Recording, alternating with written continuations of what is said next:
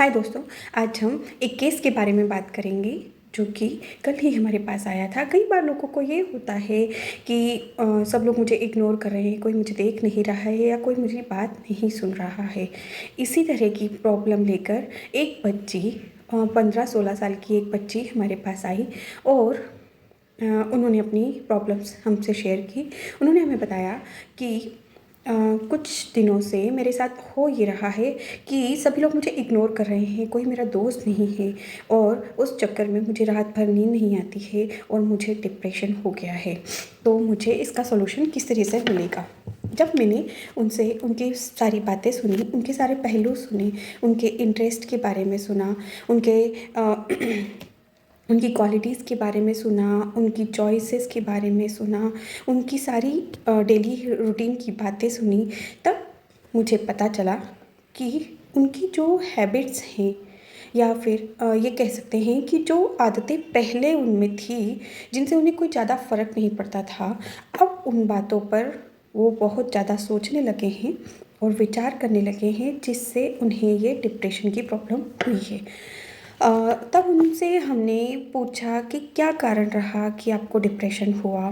तब उन्होंने बताया कि मैम, पिछले 2 दिन पहले मैंने अपने बॉयफ्रेंड को बताया कि मेरी तबीयत ठीक नहीं है, मुझे ठीक नहीं लग रहा है। मैंने ये मैसेज अपने बॉयफ्रेंड को किया और उन्होंने मुझे रिप्लाई नहीं किया, मेरा मैसेज भी नहीं देखा और मुझे रिप्लाई भी नहीं किया। तो फिर मैंने उनसे कहा कि जब तुम्हारा मैसेज ही नहीं देखा तो फिर वो रिप्लाई कैसे करेंगे? दूसरी बात, हो सकता है कि वो कहीं बिज़ी होंगे। ओके। और क्या लगता है जिससे तुम्हें लगता है कि तुम डिप्रेशन में हो? तब उन्होंने मुझे बताया कि मैंने ये बात अपनी मम्मी से कही। मेरी मम्मी को पता है कि मेरा एक बॉयफ्रेंड है और मम्मी और उनकी भी बातचीत होती रहती है। तब मैंने अपनी मम्मी को ये बात बताई तो मम्मी ने कहा इट्स ओके, जब उसे टाइम होगा तब वो कर देगा रिप्लाई। तो मम्मी ने भी मेरी बात नहीं सुनी। मुझे यही लगा कि मम्मी ने भी मेरी बात नहीं सुनी, बॉयफ्रेंड ने भी मेरी बात नहीं सुनी, मेरा तो कोई फ्रेंड ही नहीं है, कोई मुझे सुनना ही नहीं चाहता, सब लोग मुझे इग्नोर कर रहे हैं। मैं तभी से नोटिस कर रही हूँ कि मुझे ऐसा लग रहा है कि ये सब लोग मुझे इग्नोर कर रहे हैं कहीं ना कहीं। ओके। तब हमने उनसे पूछा कि जब तुम्हारे बॉयफ्रेंड ने तुम्हारे मैसेज का रिप्लाई नहीं दिया तो क्या तुमने उन्हें कॉल किया था? उन्होंने बोला हाँ, मुझे तो ये बात याद ही नहीं है कि मैंने उन्हें कॉल कर लेना चाहिए था। इस तरीके से हम लोग आपको सीबीटी की एक मेथड होती है जिसके ज़रिए बहुत सारी चीज़ों के सॉल्यूशन मिल जाया करते हैं, बहुत सारे ऑप्शंस मिल जाते हैं कि जो आप लोग नहीं सोच पाते हैं या जो आप नहीं जा पाते हैं जिस जगह पर, हम उस थेरेपी के द्वारा आपको उस जगह पर पहुंचा के और आपके सॉल्यूशंस निकालने में, आपकी लाइफ को ईजी करने में आपकी हेल्प करते हैं।